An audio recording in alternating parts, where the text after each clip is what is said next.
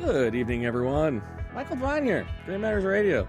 Hey, you may not recognize me because I look like a fucking porn star. It's all right though. Or really more child molester, maybe. I don't know. I don't really know if that's something that people really. That was your white van parked out front. Honestly, I feel fucking weird. My own wife looked at me with disgust. It's all right though. But you know who I am looking at with disgust? I think Holly. I think you're maybe having a little disgust over this guy. There's something different. No, there's nothing different about him. Absolutely nothing. Absolutely nothing. No plant, no cheeseburger, nothing. Absolutely I told you I'd be nothing. the hamburger to Holly Fry's French fries. Absolutely nothing. As you can see in all of Holly's and I glory, Holly did Pornge. We were trying to go for Donald Trump Orange Mist Orange. Yeah, good luck there. But you chose Pornge, which... No relation to the porn stash. I was thinking like porn orange, but then I was thinking like porn orange. That's more like, I'm thinking more like solid red. Yeah. With like kind of, I don't know, maybe I'm way over analyzing what porn orange would look like. Yeah. Yeah, and then I'd have to answer some questions about why I know so much about porn orange and hair colors. I don't want to get into that today, but I could have spray tanned myself to look orange. I know. So why did you? Time. So I didn't think about it. So here we have. I thought we had a good show last time. We were talking about what we're thankful for, starting new. Starting new traditions, and we were all in agreement, right? Mike is going to shave his beard and leave a mustache, right? Holly is going to allow us to pick her pornge hair. Bill is going to eat a cheeseburger, and then that was only after we compromised because I thought a plant wasn't. Did you even get a plant? He didn't even fucking get a plant.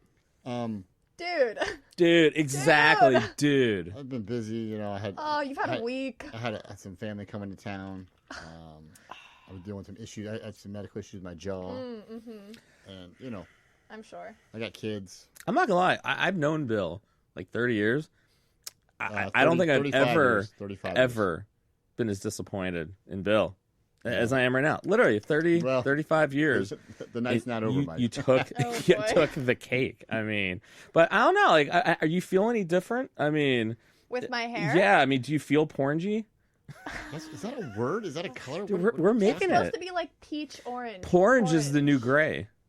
No. That's the new show. That's it. Pornge is the new gray. Yeah, that's it. I like it. That can be your show. Like that would be because we're creating new content on the network, and I think that should be yours. Pornge is the new gray. I like it. I think we should ship it. I'm all in. I don't even know what it's about, and I am in the pornge business.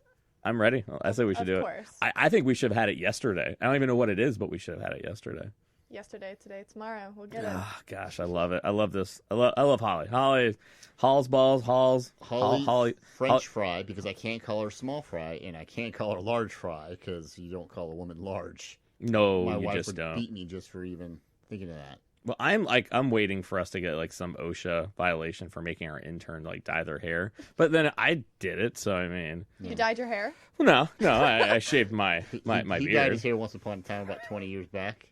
He what was it? Did you frost it or did you I did frosted. I did. So we did the whole like frosted's coming back. Well, no, It's coming back. it was No, only it is. frosted It was never after a while. So it was when Eminem was like big with the blonde. So it was like me, Leon, and Todd were like, hey, let's go fucking dye our hair. And I think Phil did too. Yeah. Phil still had hair. I think it was like 4 or 5 of you guys all did. I never My did. Buck ID for the 1 quarter I was there. I probably have it somewhere. It's Mike what? D. I was at Ohio State for 1 quarter.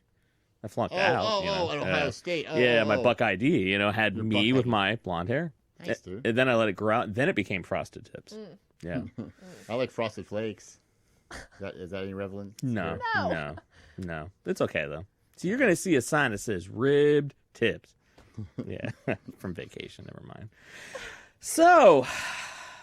We're talking a little revolution. All right. So this is going to sound kind of fucked up being Gray Matters. Like, when I created this show, the whole idea was, hey, let's try to change people's minds, right? Maybe give people like us a home where we can actually talk, hear shit out, right?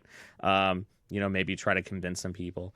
But I'm not going to lie. I had a conversation. I was actually trying to get them to come on the air. And naturally, they're like, fuck, no, I'm not coming on the air. That and because they're. They will say they don't want to be on the air. The government's watching them. So. Well, potentially. The government's watching all of us. Yeah. Good watch away. They can watch you with my sloth sweater. What are they looking for? So everyone gets all up in arms about Alexa listening and cell phones, and I'm just like, I get it. Like at first, I was all right. the same way. But all right, so hold on. All right, so it is a little tangent. Hold on, just real quickly. Okay. I know for a fact, fucking Facebook is. All right, I'm sure it listening. is. All right, so I think somewhere right now that we're being listened to. no, they fucking totally are. I hope people are listening. Yeah, there you go. Over the right people. We're big in Guatemala. It's Guatemala, Dominican, and Bosnia. Huge. My wife loves the Mullins. Huge. All right, so hanging out with Jill's cousins this weekend, and he had a VR set, and I haven't played with VR yet. So we went to his house. Virtual reality for those. Yeah, it was pretty cool. I'm not gonna lie. But the thing is, I wake up in the morning and I was checking my Facebook. You know what the first fucking ad on there is? Virtual reality VR headset, and I did not look anything up. The Matrix trilogy. No, dude, no, that would be fucking even freakier. But yeah, I didn't look anything up. I didn't research it. I mean, I've been looking at like PlayStation shit, but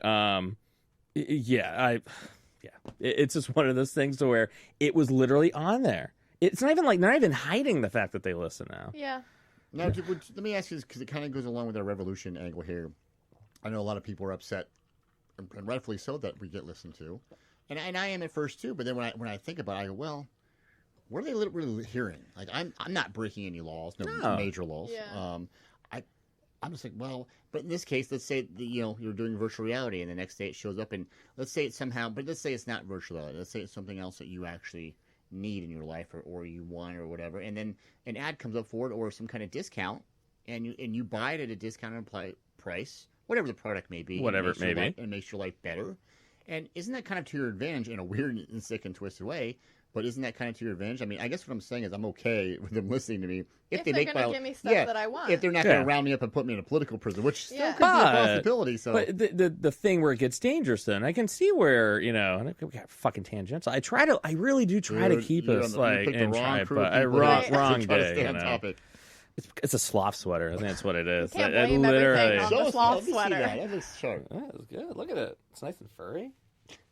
I love sloths. I would have a sloth if I could. We have enough fucking animals though. But anyway, so but they're using our data though in ways that we don't, like Cambridge Analytica, where they were basically using all of our Facebook data to understand our emotions, how our emotions affect how we communicate, what we pay attention to, and how to manipulate that to alter your view of reality, and ergo, who would you want to vote for?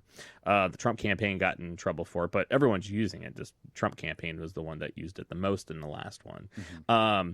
There's even there's a big hullabaloo about like Ancestry, like a lot of us that they were going to open up the use of their DNA. So apparently in all the things that we signed, so that they can use your DNA. It's how they got that rapist that was out in California.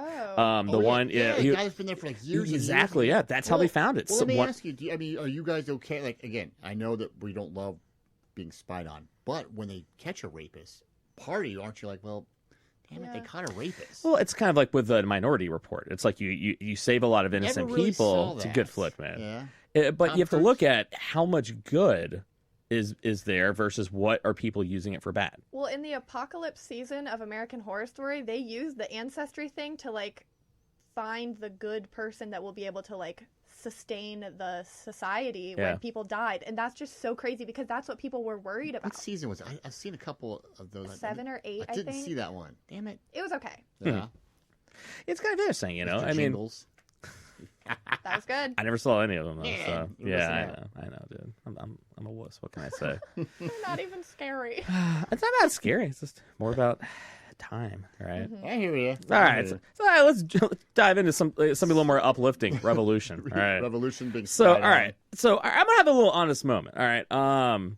So sometimes I can be enamored with my own abilities as a clinician, like because I think I'm good at what I do. I mean, I'm doing it for a while, been pretty successful. So I'm like, I can talk to fucking anybody. I can get anyone to see a side of a coin. So we happen to come across a person who is a loud and proud Antifa member. And I tried to get him to come on the air, want to come on the air. But so I had like an hour and a half conversation with them just about what they're trying to do, the intentionality behind it. Like, okay, so what are you trying to do with this? Or what's the whole... And I'm not going to lie. I walked away from that conversation basically thinking that we're fucked. Like, we're not changing anyone's opinion. Like, if you're far left, far right, you are not changing their opinion. Well, that's why they're far left, far right. Yeah, and it's a growing number. And it was just, there were so many things that were scary about it. So I guess, but first, what do you guys even know about Antifa? Well, I was going to say, the Antifa, you talked to them for an hour and a half, they wouldn't come on the air. Was that because they had to get up early to go to work tomorrow? Of course not. I don't think this person was particularly working. Exactly. Yeah, that was the joke. Like, they don't have a job. Come on, that's but funny. There was, I think that was that was the most maddening part about my conversation with them. So first, it started off with the Trump impeachment, right? And they're asking me like what I kind of thought about it. Like, you think he needs to be impeached? I'm like, well, I mean, dude, it's not that black and white. What do you mean it's not that black and white? Mm-hmm. So you're saying that you think he's not correct? I'm like, dude, like, with us or against us? I go, dude, like, I think what he did was wrong. Do I think that he's going to get impeached? No, for the same reason that most mafia bosses don't. When you have a mafia boss standing on stage going, all I ordered him was to go over to the house, make sure he knew how to paint the walls. That's all I told him. It's not my fault that one person then begot another message to kill him. I thought I was just telling him to go over there and help him paint the walls. Guess what? They get off every time. Like O.J. Simpson. The jury, I mean, through money and intimidation. But yeah, it's the whole truth. I mean, look at O.J. Simpson. It wasn't about is he guilty or not guilty. It was a matter of what was he able to get off of? How can you use legal precedent, right? Let's be honest, that was a kind of a race thing, too. I mean, that was almost like the LAPD was as much on trial as OJ was. Oh, without a doubt. Yeah. Without a doubt, right?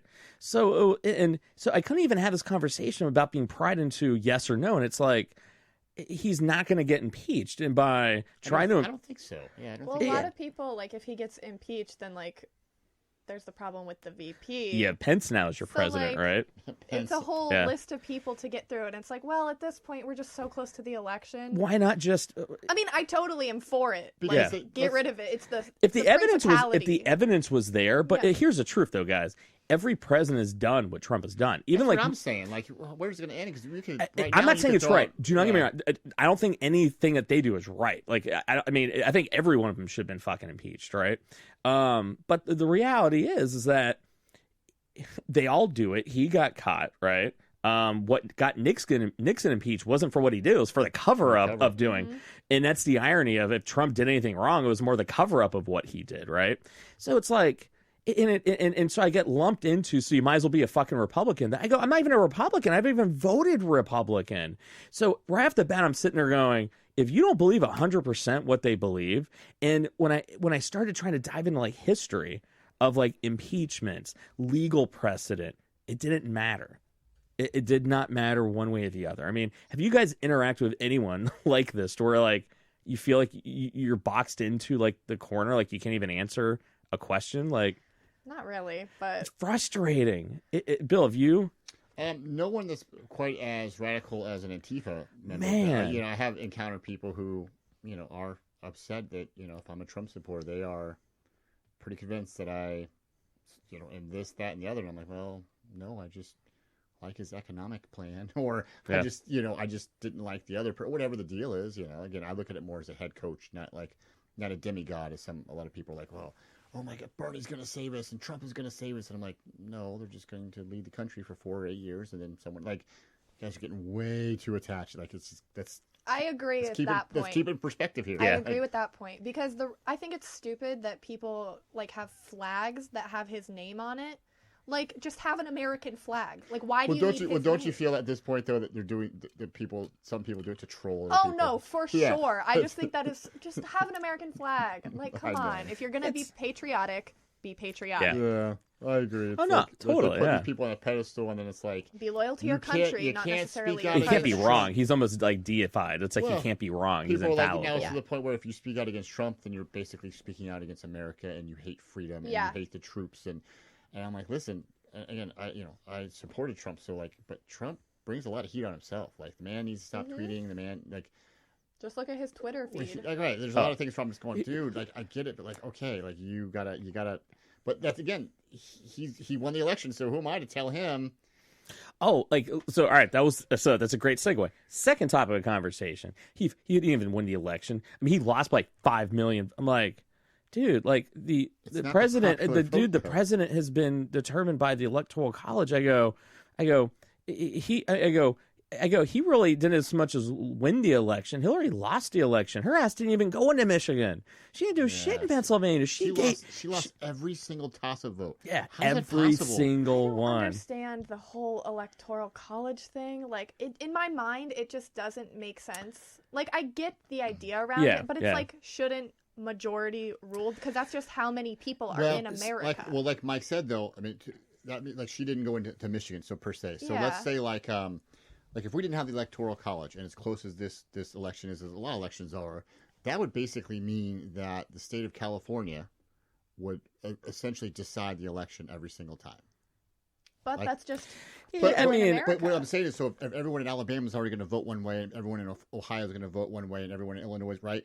That means in theory, the candidates just need to cater to California. But isn't that some ways with the Electoral College where they only cater to some because they know they're swing states?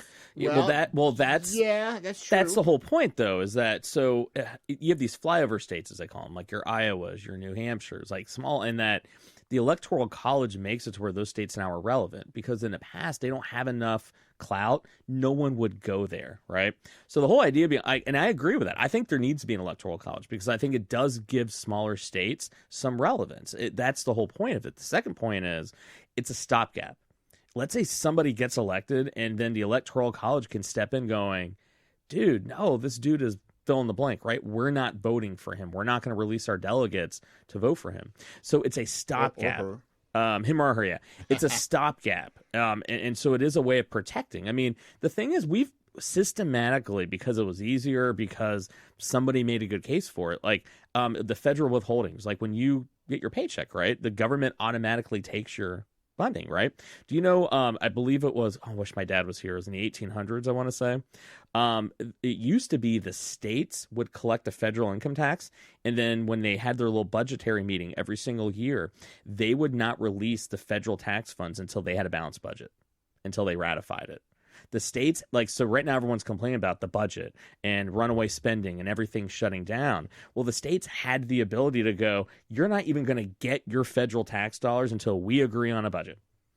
And we'll sit here all day. We gave that power up when we gave the government the power to collect federal withholdings automatically from paychecks. And now you see how it is. We just hit $23 trillion. That's with the T. And so no one really technically well, I'm at a different show. I'm not going to get on that one. All right. That's a different show. I'm going to get on that one. But so like, So it started getting into like Electoral College, and I'm like, no.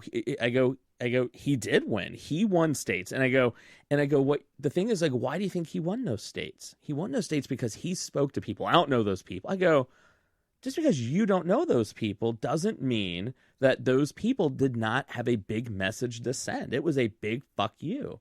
There's a lot of people that are like, fuck it, we're throwing a hand grenade into the system, and fuck it, even if we break it.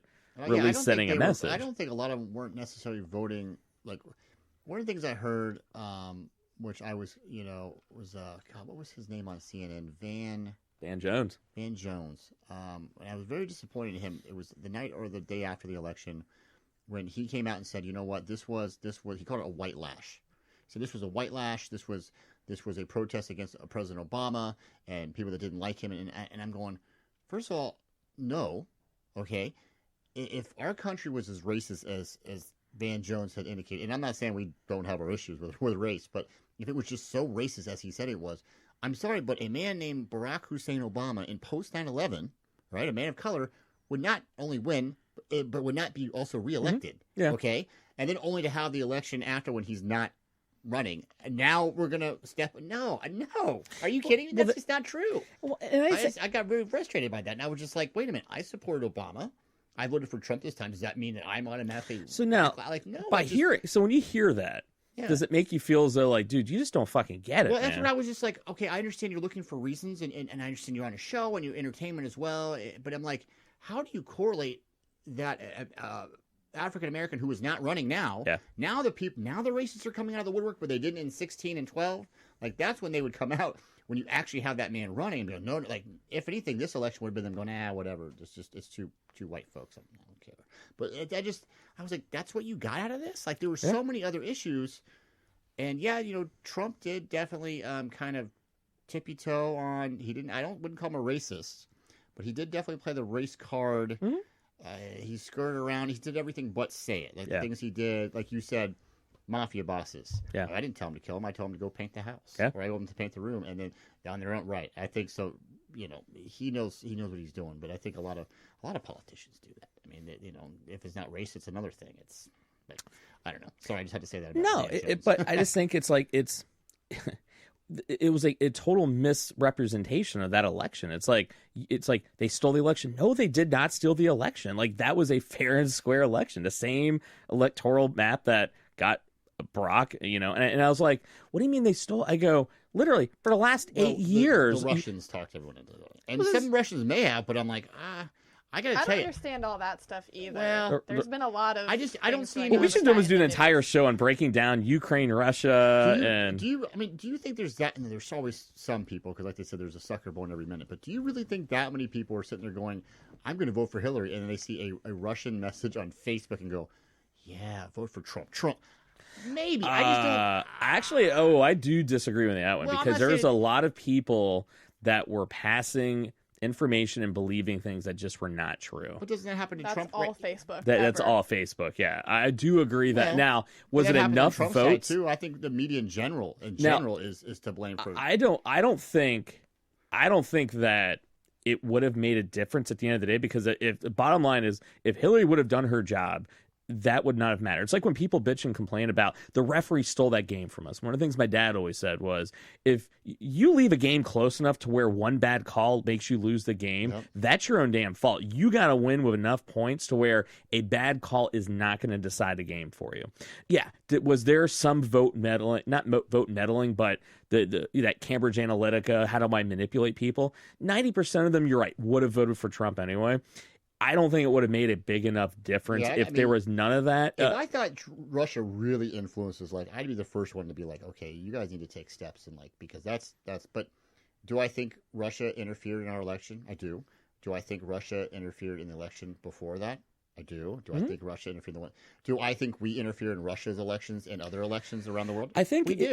So it's like, what do we? But now was all of a sudden we're up in different arms. now. Wait, RCI, I guarantee you. But what was different in this one, and this is what is unique to the United States, is that some of these countries that you've labeled, the integration of social media is not what it is here, because they have the ability to control it. Well, I agree. And so this was the 2020. first election where you had mass amounts of data, like Cambridge Analytica, being used against the populace. And we know the Ukrainians and the Russians were the ones behind a lot of it. Our own people were behind it. They were just kind of pushing one narrative or the other.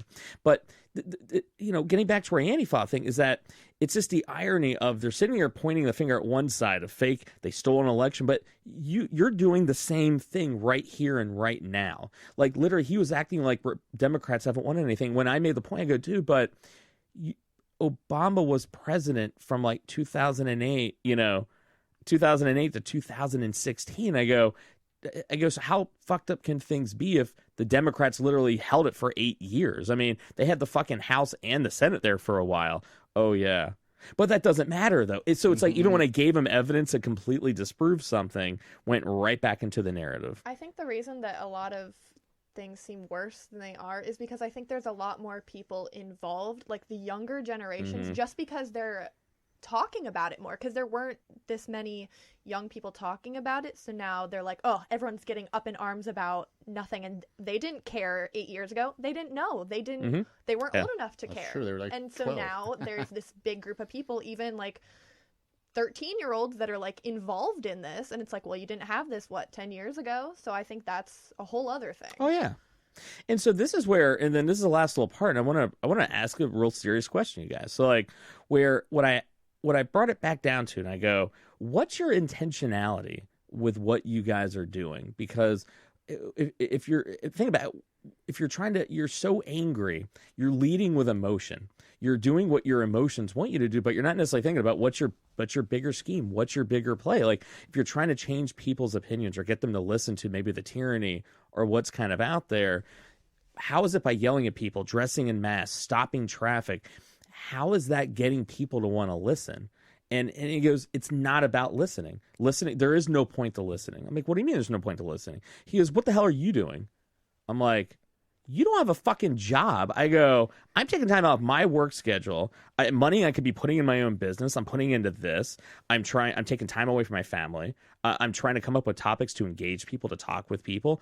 I go, what do you mean what it is that I'm doing? You're jobless and you play video games all the time. You're yelling at people.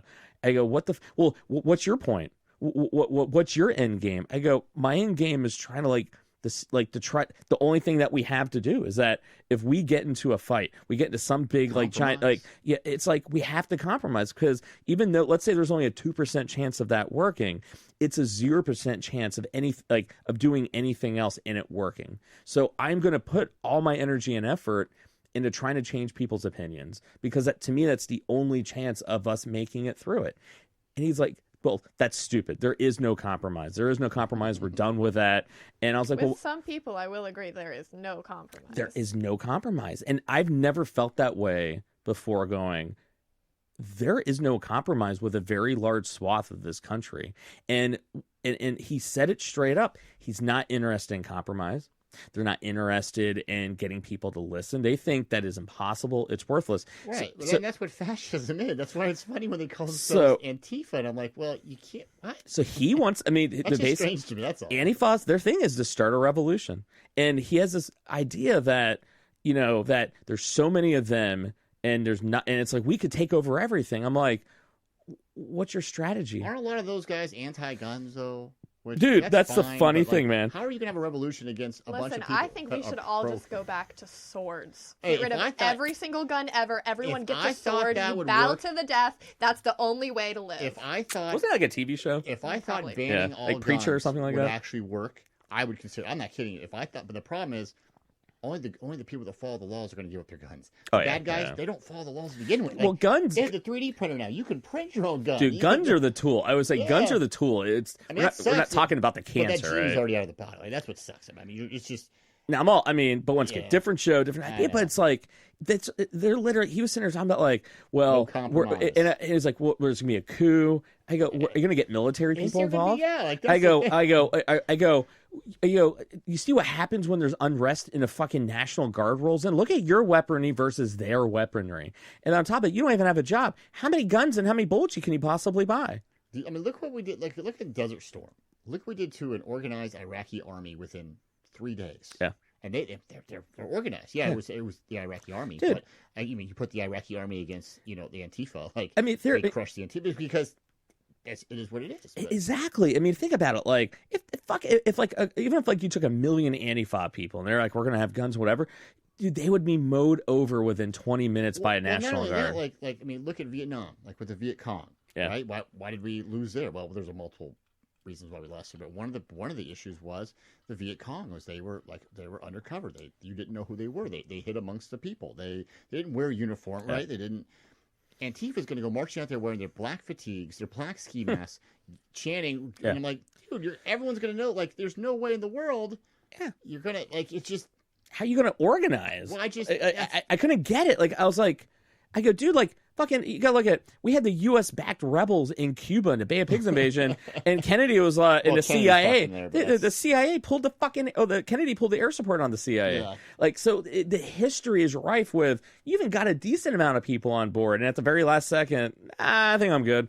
I'm good. Holly, are you a Simpsons person at all? Yeah. Oh, okay. Oh, for sure. Well, we're talking about compromise, and I know Mike gets this because Mike and I, this is from a Simpsons Halloween episode from I don't know how many years ago, but the aliens, Kang and Quang, Kang and Kodos. It's a two-party system. You have to vote for one of us. Yeah. So oh, I remember that. Yeah. So they get up there and they're impersonating Al Gore and no, it's Clinton and Clinton Bob Dole. And Bob Dole. Yeah. So he gets up there and everyone's up there and he goes, abortions for all, and the crowd goes boo, and he goes, abortions for none, boo, and he goes, very well, abortions for some but not for others. Everyone goes, yay, and I'm like, wow, he just summed up exactly. If you don't like it, don't do it. Yes. But this person wants to do, as long as it's not.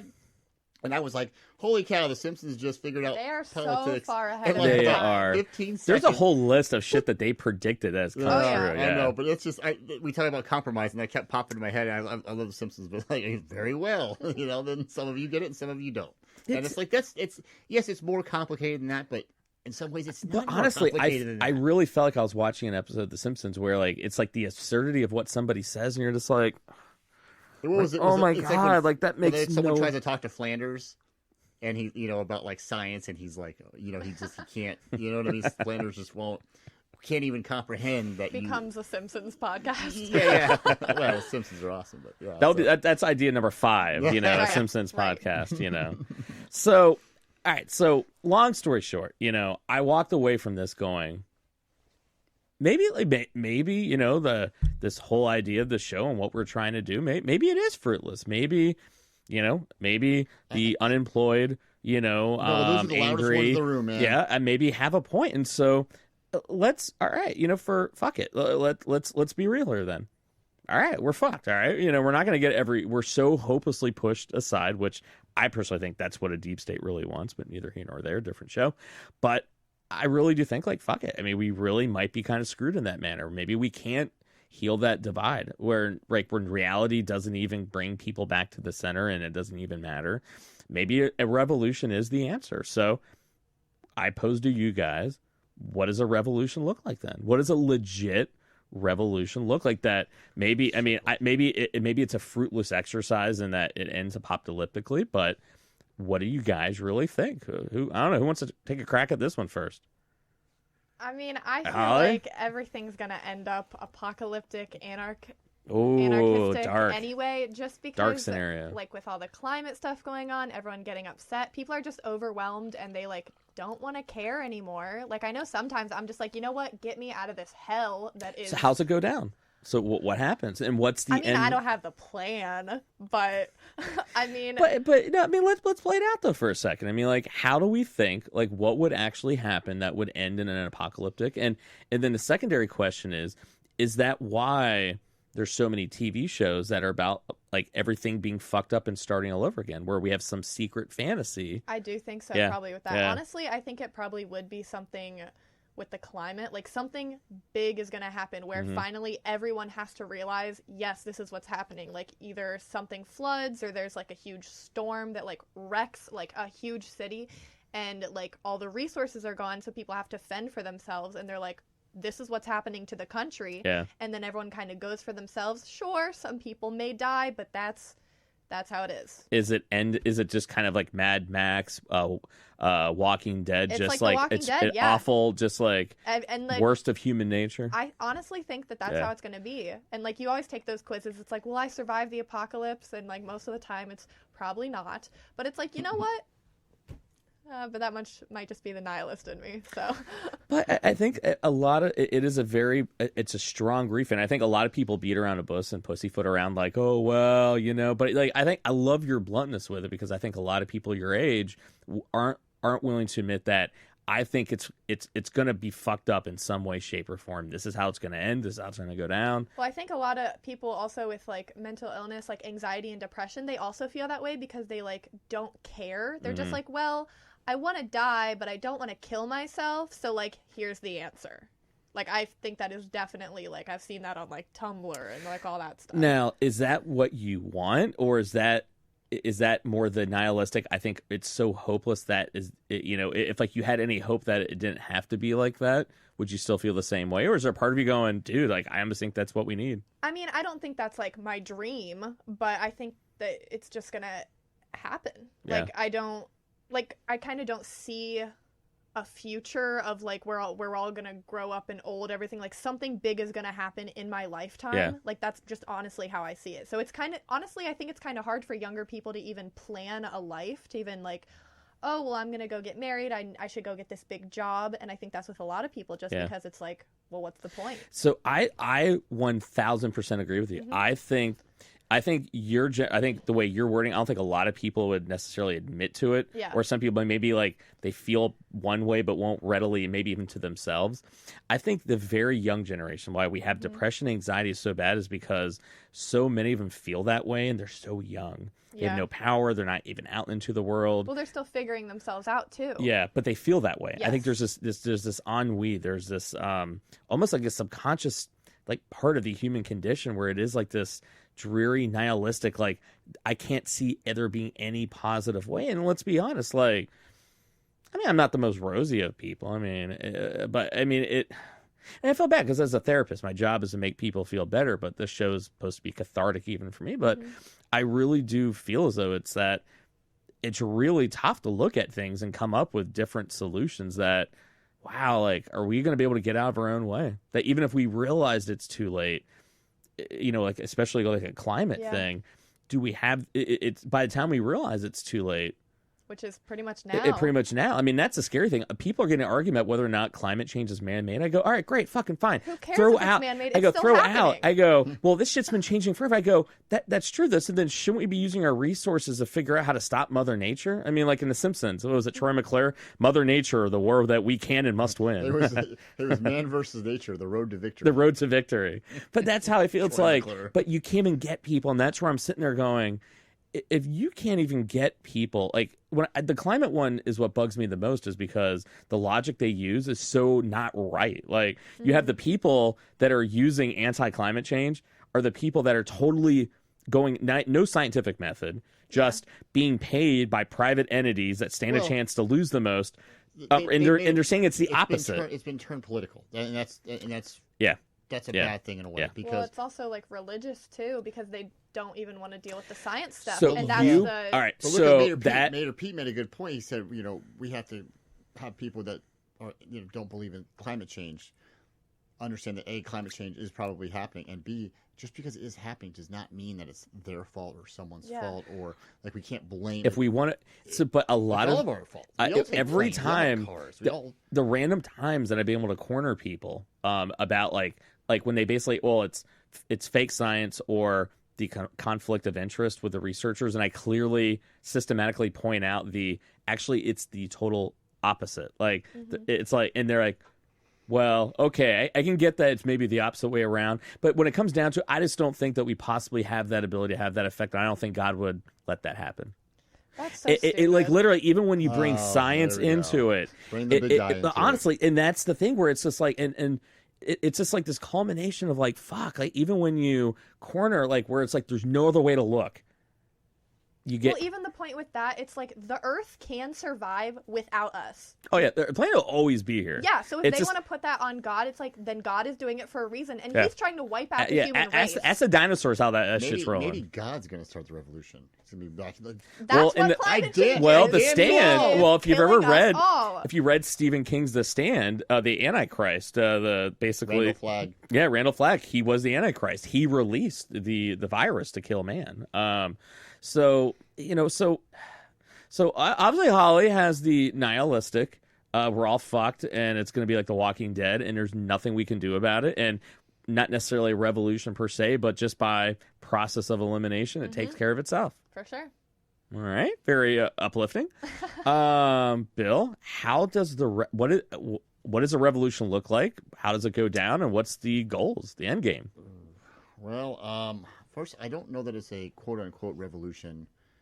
Revolution is something that is cyclical and comes around again, right? That's the definition of it. I think more what would be looking at is more of an evolution, where I think it's just a continuation of what's been going on previously, and this is just the next step or next phase onto what's going to be after that, good, bad, otherwise. So I don't know that it's a revolution as much as it's just an evolution of society, man, whatever you want to call it, right? As far as how it goes down, that's hard to say. There's so many. It's like a tinderbox right now, society, and it could flare up. It could be, I hate to say it, like if you saw a politician like a Trump, or let's say if Biden was about to win, or somebody, if they say that God forbid they got assassinated, and the fingers get pointed, like you could see one side or another really freaking out, or you could see. Something like that I could see. Or, the thing I worry about, one of the things I worry about, and I think it gets overlooked, as we just talked about a few minutes ago, was we just hit $23 trillion in debt. What if our country collapsed as far as economically and financially? I mean, think about it. if we for what, who knows what causes that? You know, people say the Chinese calling the debt that we owe them. People say that the stock market crash. Take your pick, but we're $23 trillion. I mean, I don't know what that magic number is when we collapse. 30 trillion, 100 trillion. Well, there's already talks that if Trump gets reelected by Nugent and all them, just going to bankrupt them to go. Yeah, we're just going to renegotiate our debt. What I'm saying, it's basically what everyone did to us after World War II, where we loaned them a shit ton of money, and they went, yeah, so we're just going to like refi our debt and take it or leave it. So I worry a lot about an economic crash. And again, whatever causes that, whether it's just the way the economy goes, or if China fucks us, or we fuck ourselves, or who knows? Maybe there's another war in the Middle East that like makes all the oil go scarce. I don't know, but I worry about economic, because if something happens to our government, or our government goes broke or whatever, think how many people are on Social Security and on welfare, right? People that Medicaid, Medicare, people that go to the VA, people that are dependent on the government one way or another. All of a sudden, they're not getting their food, they're not getting their medication, they're not getting their money. I got to tell you, what is it? Is it the 9 meal? Is it the 9 meal theory? You hear about that? The apocalypse? I think we might have talked about it here. They say everyone's good to go. It's like the theory is that after you've missed your 9th meal, you are in a row. You are basically willing to do anything. Like you're desperate. Yeah. So you miss 3 lunches or 3 breakfasts, 3 lunches, 3 dinners, 3 days in a row.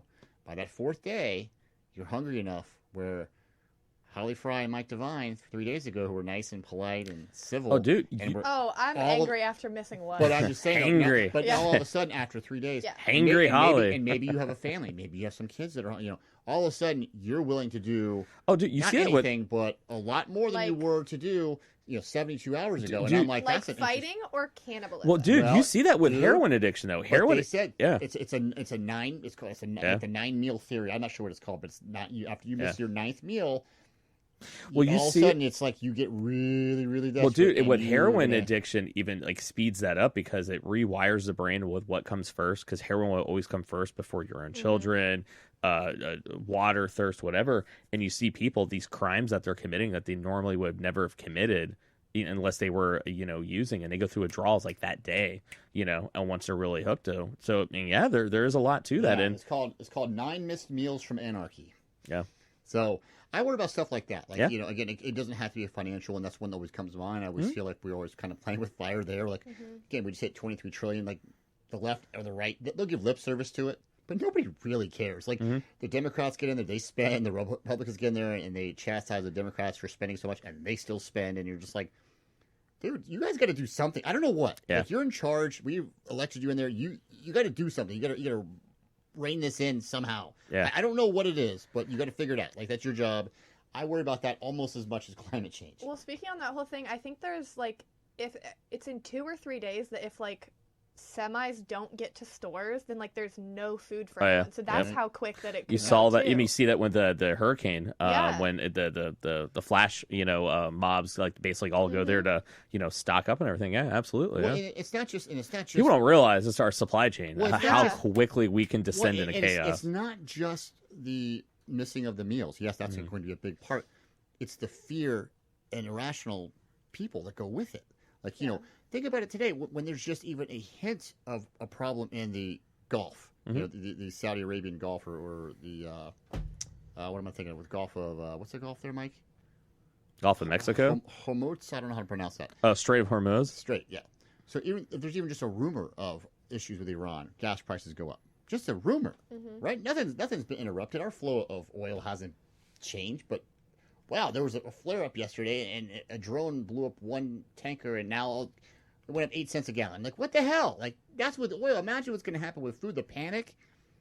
It's gonna be bad, is what I'm saying. It's gonna be bad. Like, that's what I worry about. I don't know. And all of a sudden, if you don't have food, or people are fighting each other for food or water, I got news for you. It's not going to matter what our debt is. It's not going to matter if the climate's changing. If you can't eat, and like you said, it's going to be like freaking Mad Max Beyond Thunderdome, or. Well, I guess I never understood in like The Walking Dead why they would always fight other alive people instead of just because they could so easily get rid of all the zombies. That's our instinct. But talking about this, I guess that makes more sense. It's fear, and it's just I don't know. I think it's some because all zombie things could be done easy. Just get rid of all the zombies. I wonder that too. I'm like, how many zombies? How many are left? Like, how are you guys gonna? Yeah. Like, it's been 9 years, 10 years. I know. Come on, man. So I don't know. I guess what I'm saying is I don't know what the flare-up's going to be. I guess it could be an Antifa thing. I don't know that they have enough pull to really get it going. I think they could do some damage. I think they're kind of like the white nationalists. Yeah, they got some people there, but can they really do something? No. Yeah. They always talk about it. Well, I always love when the Klan tries to have someone run for president. Like, right, because the guy David Duke's really gonna have a chance to get. What the hell are you talking about? Yeezy is going to say he's going to try running, so we have Yeezy running against a couple people. You know what? I bet you Yeezy gets more votes than... Dude, you can't have fucking someone bipolar fucking running for president. That'd be fucking awesome, dude. Now, Mike, you're bipolar. Come on, man. You can't be anti-bipolar people. They have rights, too. I won't fucking be fucking president. Fuck that noise. I love bipolar people, but not my fucking president. It's all right. I guess my turn, right? Yeah. So, all right. I don't know. All right. I'm going to go maybe of a different kind of route. I'm going to go the route of what the revolution should look like. All right. Now, what if I told you? Will it be televised? Yes. What if I told you that I have an idea for what the revolution should be? It would be bloodless, and it could happen next week and be done within a week. Are you going to start it? Well, I don't know. I'm tip of the sword, right? You know? So, all right. I got to hear this. So, here's the interesting thing, right?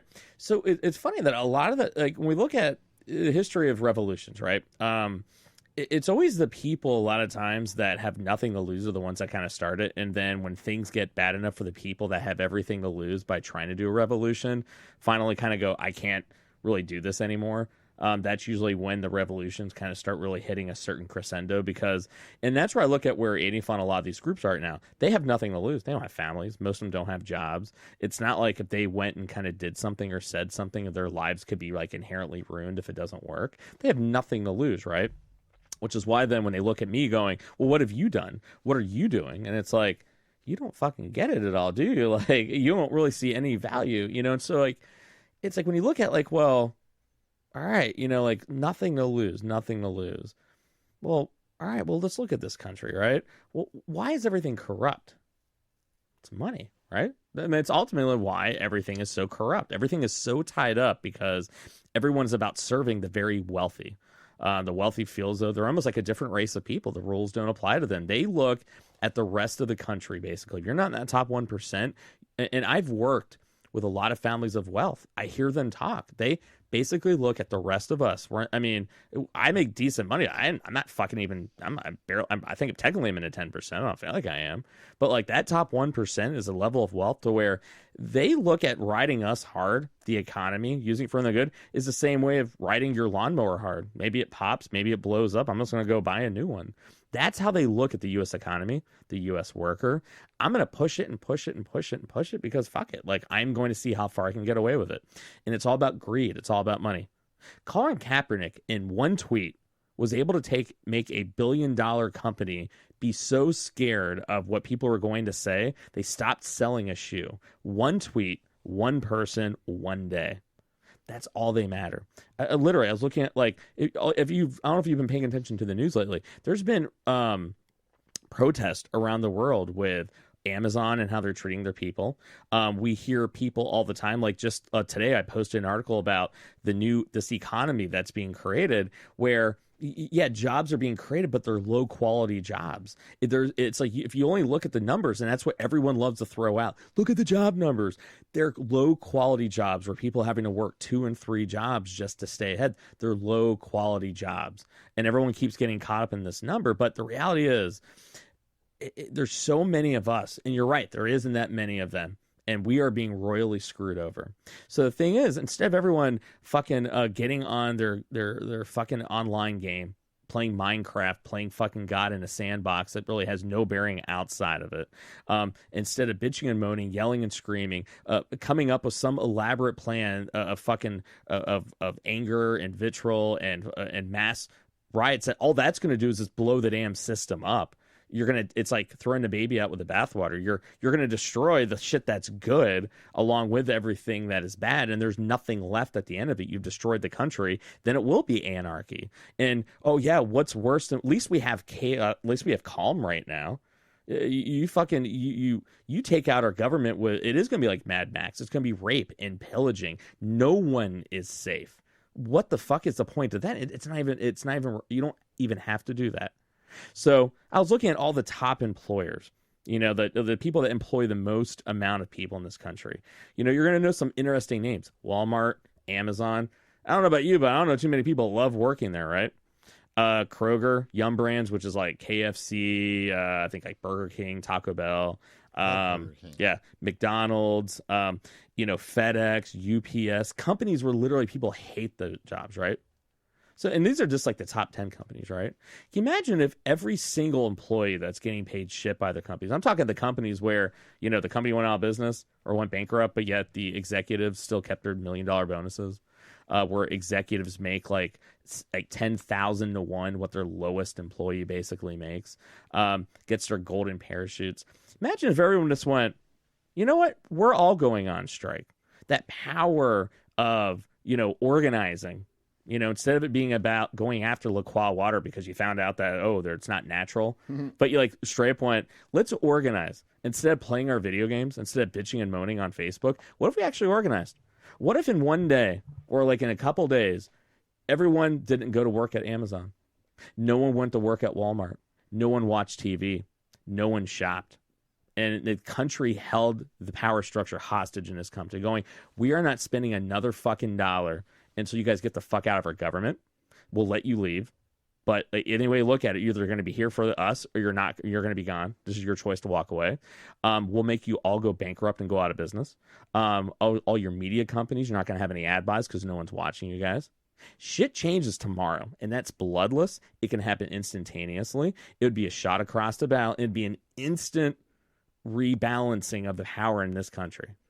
That do it though. People can't get organized because if I'm working at Amazon or Kroger or Burger King or whatever, okay, I got a family to feed. Yeah. Right. I got bills to pay. I understand that. That's a fear. Some people just don't have the privilege to do that. So what I'm saying is if I hear, let's say we all work somewhere together, and you say that you're going on strike tomorrow, and you're going on strike tomorrow, and everyone else is going on strike tomorrow, and guess what? I'm showing up to work early tomorrow. Because there's plenty of people that do that because they need that money. The manager will still be there because he's the manager or she's the manager. Yeah. The higher ups, they'll still be there, and also they go, wow, Bill Reed, he showed up. But you got to get everybody. You got. But that's the problem. You'll never get everybody. That's why unions don't always work because you got to get everybody. Like it's just. But that's the fucked up thing though is that while we're all divided, we're all getting fucked equally. And if everybody just got on the same page and realized it, it would be over very quickly. But now then you got to pose the question of why is it the wealthy, the biggest power people in this country? You know what they're doing? They're buying land in very remote places because a part of me goes, they're waiting for it. They're waiting for the day everyone goes, well, fuck you guys. And then it's going to be like, all right, well, we're going to go off to here and we have all of our money. We bled you guys dry. We're going to let you guys have at Mad Max style. We're isolated out here in our own little island in New Zealand. Like you see how the cartels run shit down in Mexico. Like it won't, in my opinion, it will not be too much different. It might not be the cartels themselves. It might be other people, but you're going to have.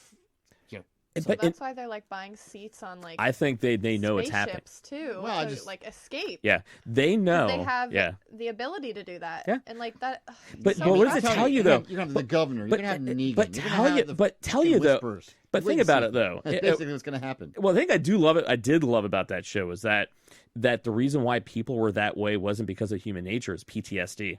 That they were so traumatized that you saw the whole Negan story. It was just not normal. He's a dick, but he was a gym teacher, and the whole that it was all PTSD. Remember the psychologist that was that had Morgan in the jail? Yep. And so he was talking about it's PTSD. Everyone is traumatized by what they've seen, what they've heard, watching everyone kind of close to them die, and that's why that happened, right?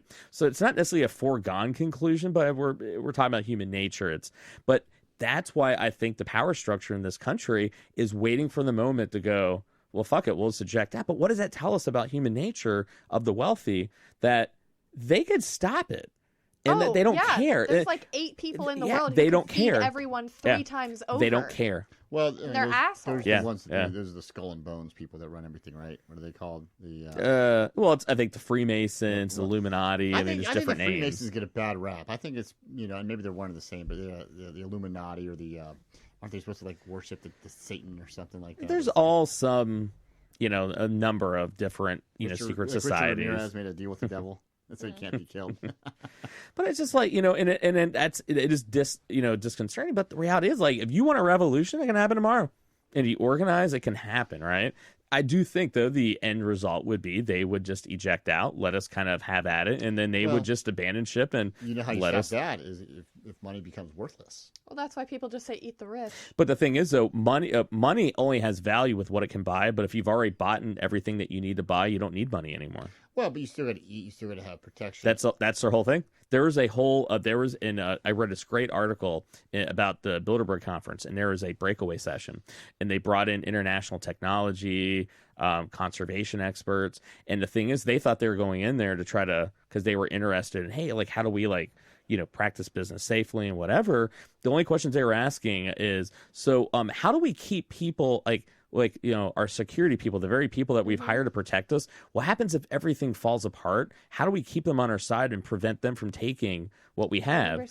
And then they go, well, you could just prevent it. And they said the scariest thing was their reactions was the way they worded it. It wasn't like there was any turning back. There was no, oh yeah, we can make amends. It was purely and then literally he's just like, I don't know, treat them like family and treat them well, and then so maybe they'll all take care of you, like you guys will be nice, and that's what was a scary thing, is that they were literally had this mindset, the world's billionaires, and so and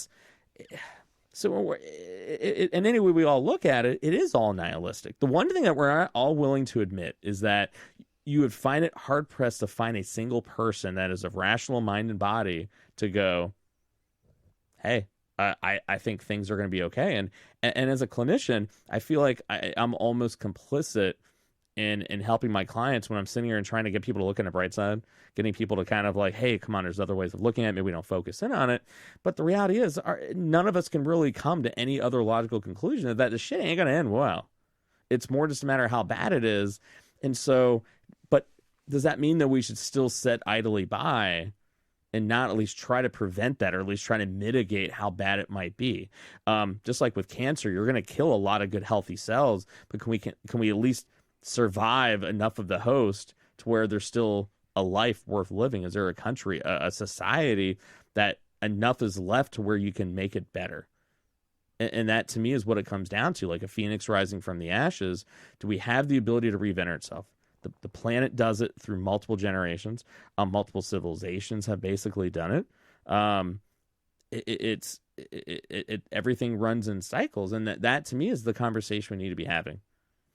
How can we make it to where it's not the end of everything? And maybe we got to just start being honest with each other. Or maybe let's stop fucking trying to act like everything's fine. Stop sticking our head in the sand. Stop having all these damn distractors, drugs, and video games and sex. I mean, I love drugs and video games and sex as much as the next person, but let's be honest. We're using it to ignore the fact that shit is not good, and we're fucking throwing money at a goddamn drug problem. It's like, dude, drug use is a symptom, is a reaction. Shopping on Black Friday, though, to help support those big companies that hate you and wouldn't step on you. But think about it. Like, why do we have a drug problem? We have a drug problem because drugs are a way of coping with trauma. It's a survivor's gene, right? That the drug problem is drugs and suicide. It's going younger. It's getting worse. It doesn't matter how much money we throw at it. And is wise because it's a reaction to how fucked up things are. We all know it, but we're all just trying to put a happy face on and ignore the fact that things are not good. We all know it. We all know we're past a point of no return. So why don't we fucking actually start having the conversation of doing something about it? Not in an Antifa way of let's burn it all to the fucking ground, but all right, I'm getting fucked. You're getting fucked. All right. It's a different type of fucked, but we're all getting fucked. Why don't we actually maybe realize, well, I'm getting fucked. You're getting fucked. We both don't like it. Why don't we then fuck the people that are fucking us? It's the truth. truth. Question is just, how do we do it? And I don't think anyone has the right answer right now, so everyone kind of just feels a little helpless. I think let's just start being honest with everyone. It's fucked up. Why don't we just It's have not a purge? It's not good. Let's just have a purge, like in the movies, once a year. You know what? Fuck it. Get all the aggression out. Bump off some people that maybe deserve it. I don't know. What do you think? You can do that, or you can do like a Hunger Games style thing. I don't know. You know, I say stop being a wuss and get off your fucking ass and do something. Stop bitching and moaning about the revolution. Do something about it then. Well, fuck it. I mean, like, really. I mean, if that's where it's at, if it's not about talking with each other, fuck it. Just go and do it then. Like, not like in a blood kind of way, but like, you know, old school way is like guns and fucking bullets. It's like, dude, I mean, fucking we're a violent joint. Society. Like, I mean, we're a violent species. That's I don't what think we do. We don't. I mean, look at if man was, and I'm not saying we can't, but I'm saying instinctively, if man was meant to negotiate and understand and be respectful and caring of his fellow man, the cavemen would have already done that. Like the cavemen, you know, they figured out fire, they figured out the wheel, right? We are dealing with human nature. But yet, I guarantee you, they were still bashing each other over the head with clubs and stones, and you have what I want, woman, you come with me, or you know, whatever. That's why they call them cavemen. Like, I just think like Antifa just needs to join up with Anonymous, and Anonymous needs to stop fucking using bad information to like make money. And fuck it, bring down. I mean, you know, Epstein has a fucking server somewhere. Probably has like, you know, everyone keeps going. How did Epstein make his money? How did a college dropout, that was a high school math teacher, make billions of dollars? He had a blackmail enterprise. He literally basically entrapped countless powerful people to fuck young girls, and then had them on video, and then had them underneath the thumb. I mean, literally. I mean, that was his business. That's how he made his billions. You know, his ass. The royal family had him bumped off. You know that his ass the has. Clintons had him bumped off, or everybody did. That's the thing. It's I not. think they all. You know what I think? I think they all like got together and put their money together. They and said, all. He went, hey, Yeah. Bill. Yeah, yes, Prince Andrew. Yeah, he's got some on YouTube. Shit. All right. I got $5 million on it. Oh, yeah. All right, I got $5 million. Hey, I know a real good hitman down in Australia. Dude. And they went to someone else. I think they all put their money in on it. I mean, Dude, if I had a coin for all the fucked up things I've heard that the wealthy do. yeah, well, look at Trump. I mean, I love Trump. I mean, I don't love Trump, but I mean, as much as Trump even tries to be like a regular guy, like He don't give a shit about He can't that. help but make fun No. of people. Just mercilessly, just make fun of people. Just like I'm like, dude. You're an awful human being. Now, Yeah. I will say the nicknames on the politicians. If you're a politician, you're fair game. Tough shit. You enter into a life of politics. You make your money. See, I and a disagree, CEO. though, I because- just don't think that he What should I be don't- what- tweeting that professionally. Because what I that don't you agree set the with- tone for You sound everybody. like a 5-year-old. You What I set the don't agree tone with- for the rest of the country. What I don't agree with is when he makes fun of like people in the audience, or he makes fun of people who are not, who are not quote unquote. See, fair I game. think politicians need to talk to each other with more respect, if anybody, because they're the ones that set the tone for I'm not worried everybody. I'm worried about action. I'm worried about getting shit done. Hey, like I say, do you think can it's a be nice all you want. do you think it's a coincidence the second public dialogue among our politicians went out the window that mysteriously there was like a direct correlation to it going by the wayside in our own public discourse with each other? The same fucking thing. The second someone crossed over a line of something that you would not normally say, but you said. No, the internet beat him to it years ago. I hear what you're saying, though. I think that it helped it along. I think whether Trump had come along and been the way, people were already like that. I think people only did it online though. There was still like a third wall that didn't get broke in real life. I don't know, man. If you ever watched YouTube prior to the 2016 election, people were not just doing things online. It was road rage. Not to each other though. Like the whole like racist comments and.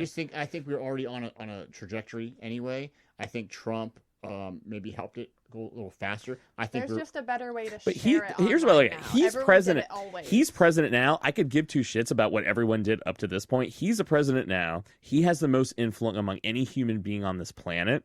Like, grow the fuck up and act like an adult and stop being like a fucking petulant child where everything is about you. I agree. And it's like, I don't like, you can do what you want to do with your philosophy and not do half the shit that you do. It's all about him, right? Sure. But everyone is guilty of it. It's just a different type of guilty, right? And I just think when you're talking about what do we do about it? All right, well, how we do about it, let's start just being fucking honest. Let's be honest with our kids. Let's be honest with each other. Let's be honest with everyone going, you're right, it is fucked up. It doesn't look very helpful. None of us are going to come up with any rational explanation. We all know it in our bones. We all know it on a spiritual level. Shit is really bad. Maybe, just maybe, if for once we're maybe honest with how bad things are, maybe we'll realize the urgency of how fucked up it is. Maybe we'll realize that we're all kind of in this together, whether we like it or not. Because the alternative, and this is what I tried making the argument with the Antifa. The alternative is total chaos and 100% chance of everything being gone. We have no choice. Even if it's 1%, you have to try your ass off. So that's what I think. And it's not fucking cheery. It's not rosy, but let's be honest. Like, I'm sick of, putting kid gloves on and trying to be a therapist and being diplomatic about everything. It's like, fuck that. If I'm going to do this, the whole point of doing it is to not be diplomatic, to actually say what the score is. I'm not going to be afraid of losing clients because, oh my God, I heard your podcast. You're kind of a depressing kind of dude. Well, shit is depressing. Shit ain't good. If anyone has a front seat to the human condition and what's happening and what the score is, it's me. Shit ain't good. The therapist is telling you it's fucked up. So let's fucking do something about it at least. At least be honest with each other. And that's a place to start. It's better than the shit we're doing now, sticking our hand to stand and distracting ourselves with bullshit. I'm guilty of it. We're all guilty of it. So let's stop being guilty of it and let's fucking start doing something about it so it isn't the fucking Walking Dead. I don't know. I think we have a responsibility. We have to. I mean, what else are we going to fucking do? So, yeah. I mean, that's what I got. It's just exhausting. And I'm just at this point where I'm like, fuck, I'm not going to bullshit anymore. It is that bad.